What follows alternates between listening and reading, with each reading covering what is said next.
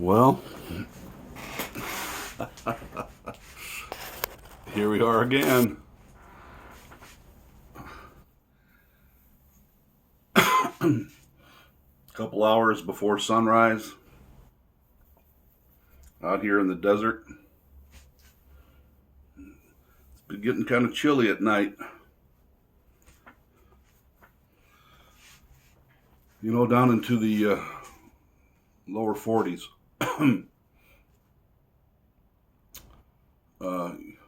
Even though the Lyres on my phone app, I think they're called AccuWeather, my phone weather app, are a bunch of fucking liars, because they keep indicating that it's going to get into the upper 30s in Tucson, Arizona overnight, and it never does.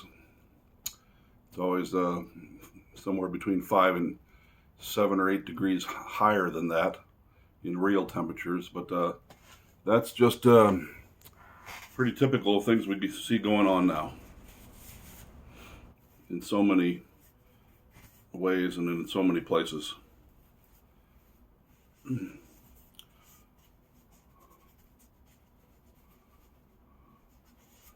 Having said that,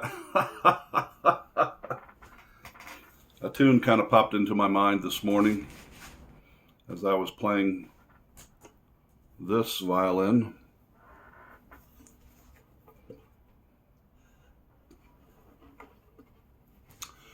This violin was made by a French feller back around 1820.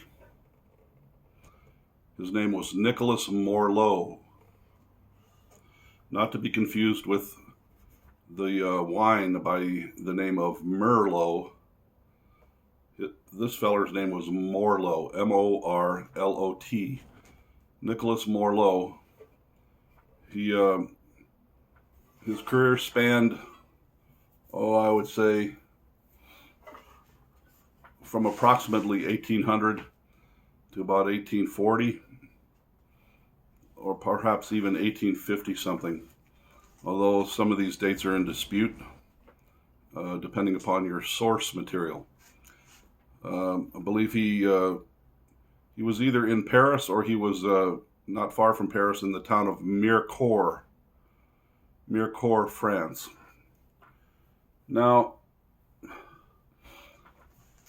one of Nicolas Morlot's primary claims to fame were the fact that he, at some point, probably around 1830s, he somehow got it in his head to start either himself or perhaps hiring an artist to paint paintings on the backs of his violins. He made a number of violins that are on the record, have been cataloged, photographed, that have pretty astounding paintings on the back of the violin, which is a little bit odd, considering the manner in which he did this. He only painted the back, and there were no other types of artwork or painting anywhere else on the violin. Now, we've seen decorated fiddles going back even into the 15 and 1600s, all manner of decoration, even by guys like Antonio Stradivari, who famously decorated some of his violins. Niccolo Amati decorated some of his violins with painted on crests, family crests, and other types of stuff. There was a feller, the old violin maker from, like, I believe in the 1600s, Dufa Prager, who famously carved Latin inscriptions all the way around the sides of the violins, and inlaid, using various types of wood, would inlay entire scenes on the back of his fiddles. Scenes of hills and landscapes with castles and so forth. He would also carve very fancy fleur-de-lis in the corners here, little fleur-de-lis symbols or motifs. Duffer-Prager also famously had other types of artwork other than a traditional scroll. Sometimes it would be the head of a man with a long beard, or perhaps some other type of visage. In some cases, would probably not be incorrect to speculate that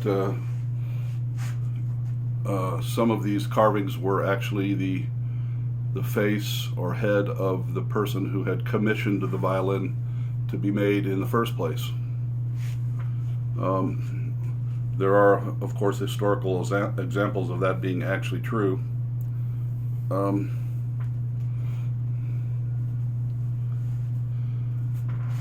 But I have a friend in Indiana, lives in Lafayette, Indiana, that I sold another Nicolas Morlot violin to, that has a most spectacular painting that covers the entire back of the violin. It's a one-piece curly maple back. This painting is of the Greco-Roman god, a superhero, as one might say, Atlas. And this figure stands there's a bunch of rocks, some kind of weird rocky promontory here, and he's standing about here, and he goes up to about here, and he's holding up the heavens. So the heavens are all painted up here. There's stars all around here. It's mostly black. Clouds, beautiful clouds painted in with some stars in between. And Atlas is just, he's like bending under the weight of holding up the heavens, which apparently was his job as a superhero, was to sort of keep the heavens in order and keep them from just flying apart into chaos. He himself is quite muscular, and he's got some kind of a shroud draped around his body. It's a very spectacular painting, and that violin was made by the same maker that made this violin. However, as you can see, this has no painting of any kind on the back. It's just a traditional one-piece curly maple violin back.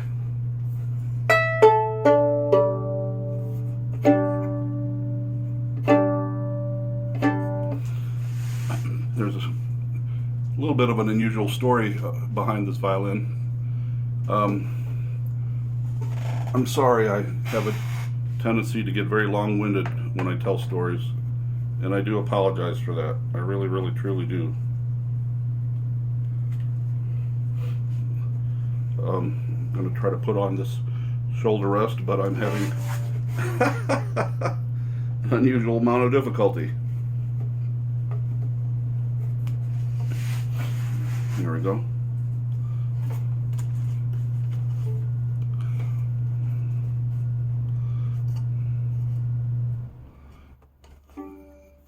So, I was surfing around eBay, maybe a year ago, a little more, a year and a half ago, and I came across this violin being sold by a seller in the town of Riga, which is in Latvia, the country of Latvia, which is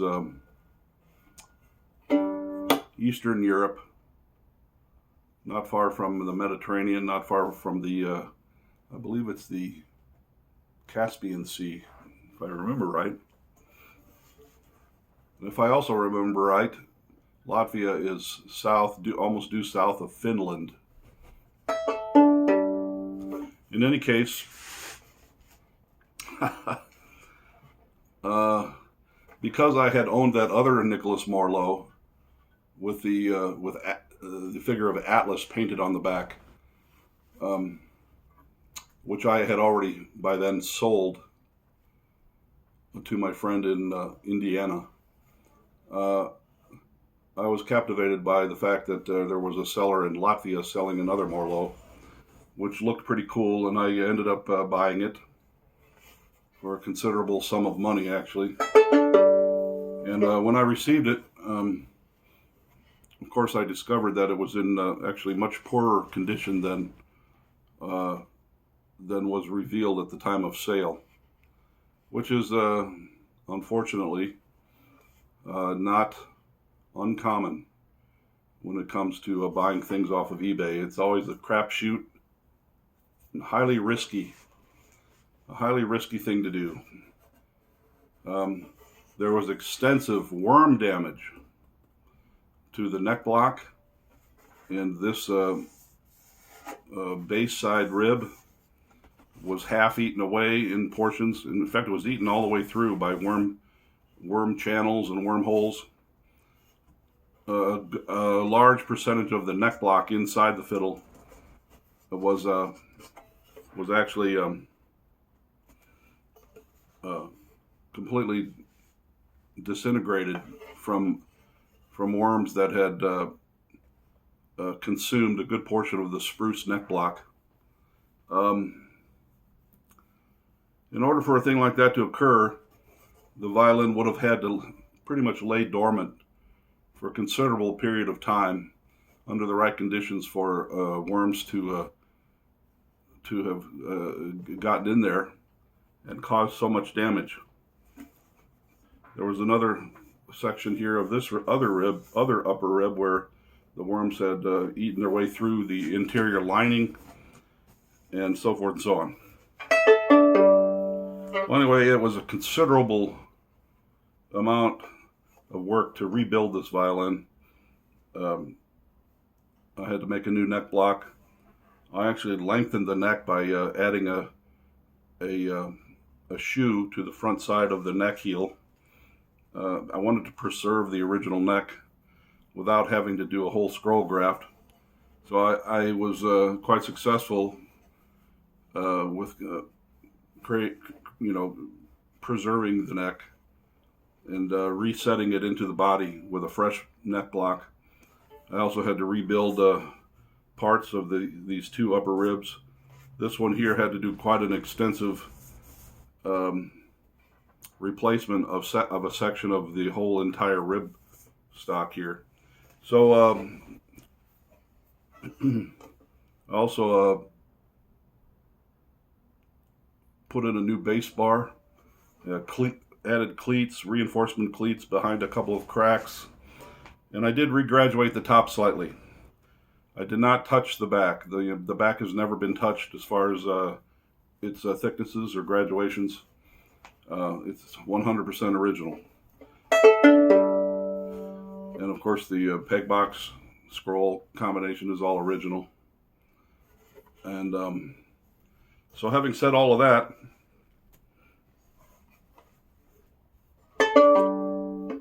I got the fiddle up and running, and it was sounding pretty damn good and playing pretty great.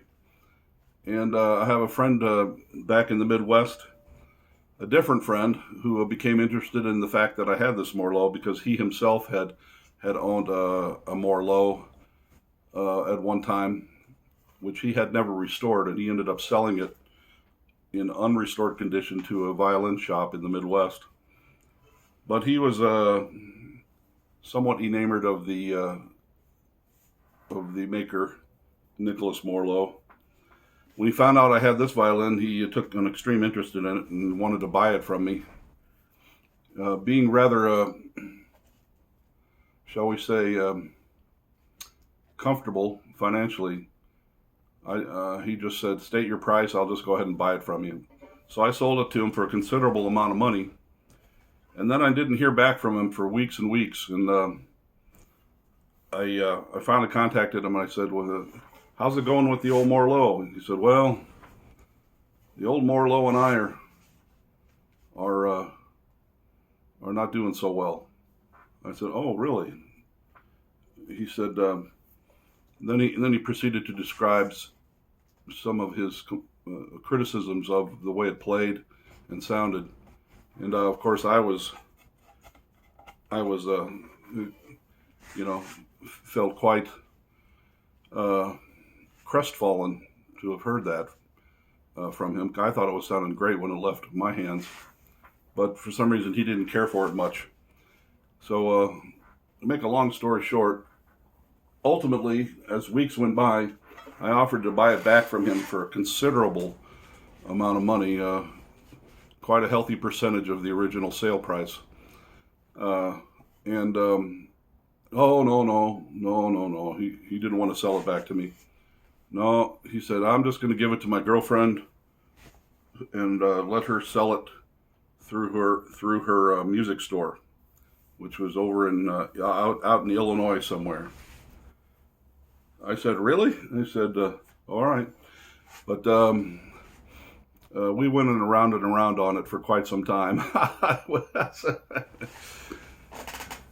But I said, okay. Ultimately, I said, okay, fine.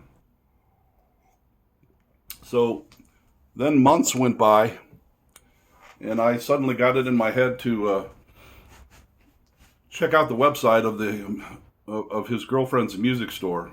So I went online and I was just looking through some fiddles that she had posted up there. Some pretty good photographs and some text about each violin. Most of them were pretty inexpensive fiddles, under $1,000. Suddenly there was a heading that said "Old German Violin," $1,500. And so I looked at the photos and I realized it was this violin right here. And so I contacted her and I said, forgive me, but I believe there's an error on your website. You're calling this Nicolas Morlot violin, you got it under a heading that says it's an old German violin. At which point she replied to me by email and said, yes, that was a mistake. So I then asked, well, if that's a mistake, is the price a mistake as well? And she said, no, the price is correct. We're selling it for $1,500. So I said, well, I mean, would you do me a favor? Check with my friend to whom I sold this violin in Missouri. Check with him and see if it's okay if I buy the fiddle back from you for this amount of money, because he refused my earlier offer, which was very much higher than $1,500. So she checked with him, and she alleges that he said he grumbled a little bit, but said, what the fuck difference does it make? So she ended up selling this fiddle back to me and shipped it promptly. So the fiddle came from Latvia to Arizona. I repaired it, shipped it back to Missouri. Then it ended up in Illinois, and it got shipped right back to Arizona.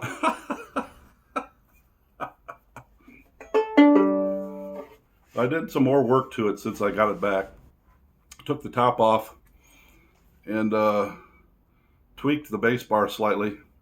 Did a few other things to it, and I think I may have trimmed the fingerboard a little bit. Fit a new bridge, new sound post. Tried to get it cranked up a little bit. It perhaps was sounding a bit anemic when I got it back, but I've got it sounding quite a bit better. I'm going to play a tune here that comes from Ira Ford's book called Traditional Music in America.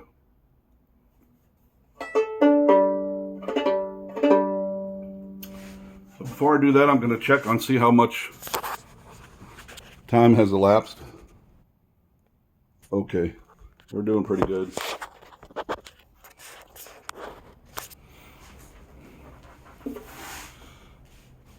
This tune is called Old Gregory. It's a tune that I first found my way to from some photocopies of Ira Ford's book many years ago. That book, I believe, was published in the 40s, if I remember correctly. But I think I learned this tune off of the sheet music, quite a number of years ago, and I have used this tune at contra dances quite a number of times. But I'm going to dedicate this tune to my friend back in Missouri, whose name is Greg, to whom I had sold this violin, and perhaps someday I will just give it back to him. Part of my plan, actually.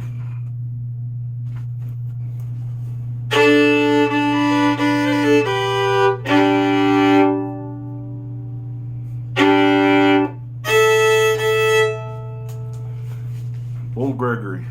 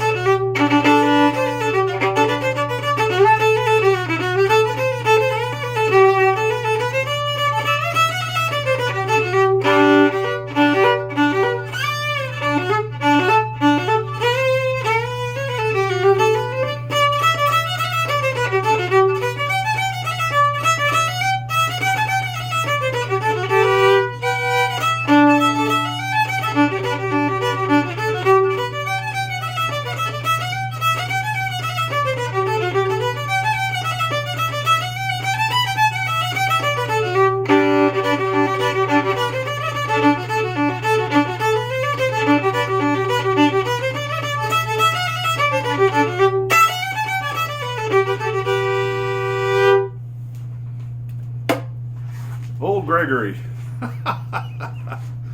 Oh my God. Who would have ever thought that the old Nicolas Morlot would end up back in my hands all over again? I rather like the sound of it now.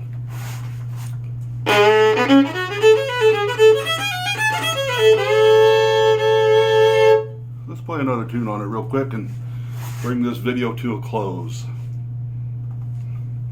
before the sun comes up.